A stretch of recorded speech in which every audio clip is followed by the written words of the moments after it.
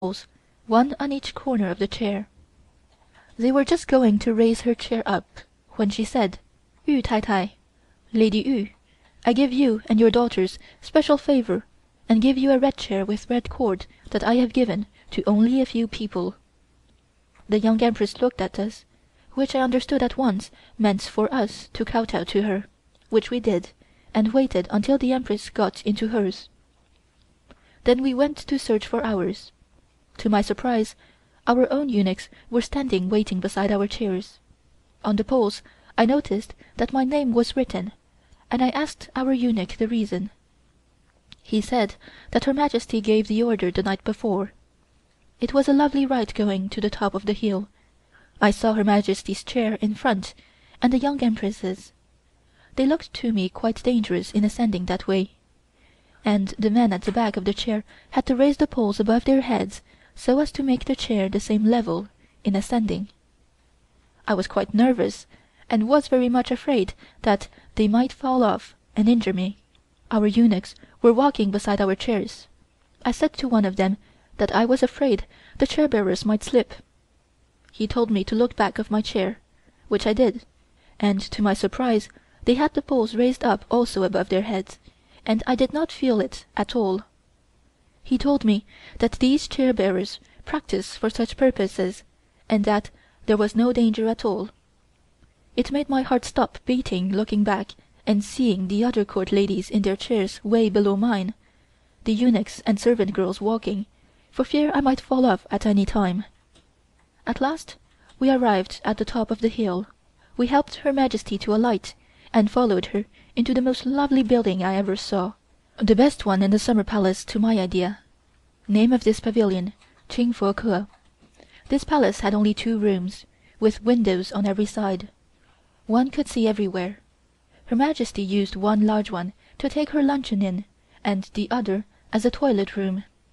I noticed that wherever we went we found Her Majesty's toilet room. Her Majesty took us around the compound and showed us the lovely flowers planted everywhere.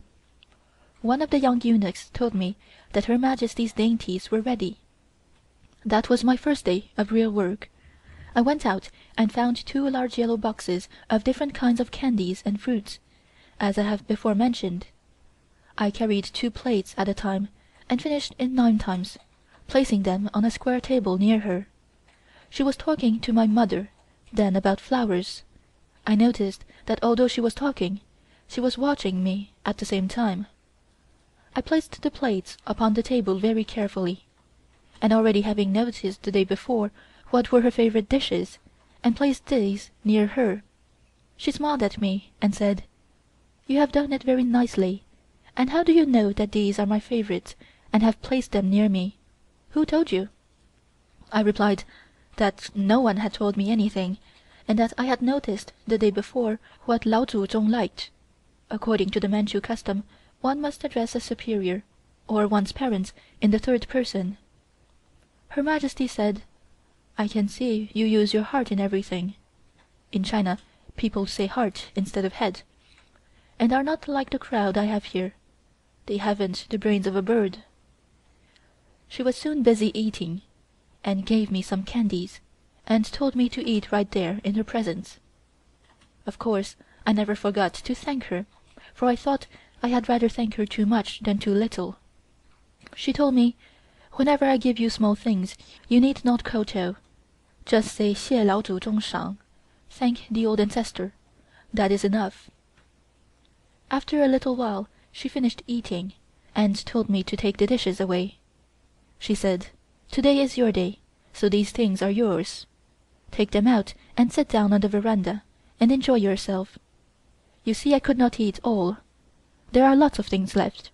If you like, you can tell your own eunuch to send them to your room." I placed the little dishes back in the boxes and took them to the veranda. There I placed them upon the table and told the Young Empress to eat some. I did not know whether it was right to offer them to her or not, and thought I could not do her any harm even if I tried. She said all right, that she would eat some. I took a piece of candy and had just put it into my mouth when I heard Her Majesty calling my name. I hurried in and found her sitting at her table ready to take her lunch. She said, "What else did Madame Plancon say yesterday? Was she really pleased? Do you think the foreigners, really like me? I don't think so. On the contrary, I know they haven't forgotten the Boxer rising, in Kwang Hsu's 26th year. I don't mind owning up that I like our old ways the best, and I don't see any reason why we should adopt a foreign style. Did any of the foreign ladies ever tell you that I am a fierce-looking old woman?" I was very much surprised that she should call me in and ask me such questions during her meal. She looked quite serious, and it seemed to me she was quite annoyed. I assured her that no one ever said anything about Her Majesty but nice things. The foreigners told me how nice she was, and how graceful, etc. This seemed to please her, and she smiled and said, "Of course they have to tell you that, just to make you feel happy by saying that your sovereign is perfect. But I know better. I can't worry too much, but I hate to see China in such a poor condition. Although the people around me seem to comfort me by telling that almost every nation feels very friendly towards China, I don't think that is true. I hope we will be strong some day." While she was saying this, I noticed her worried expression. I did not know what to say, but tried to comfort her by saying that time will come, and we all are looking forward to it. I wanted to advise her on some points, but seeing that she was angry, I thought I had better not make any suggestions that day, but wait until I had another opportunity.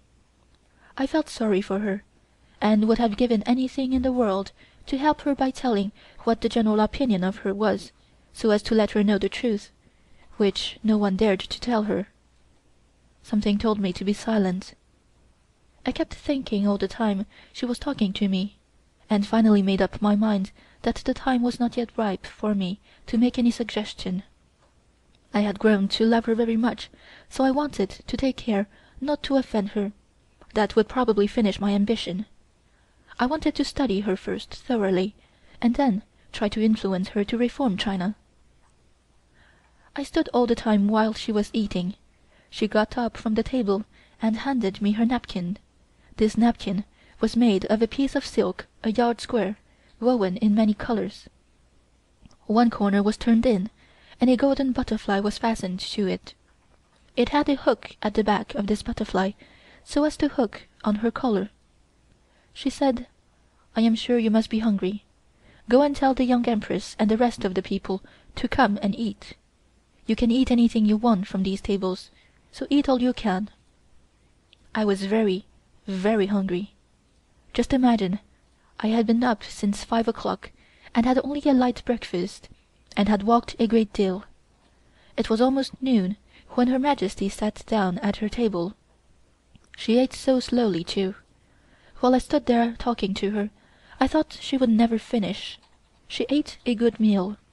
The Young Empress stood at the head of the table, and we all stood on either side.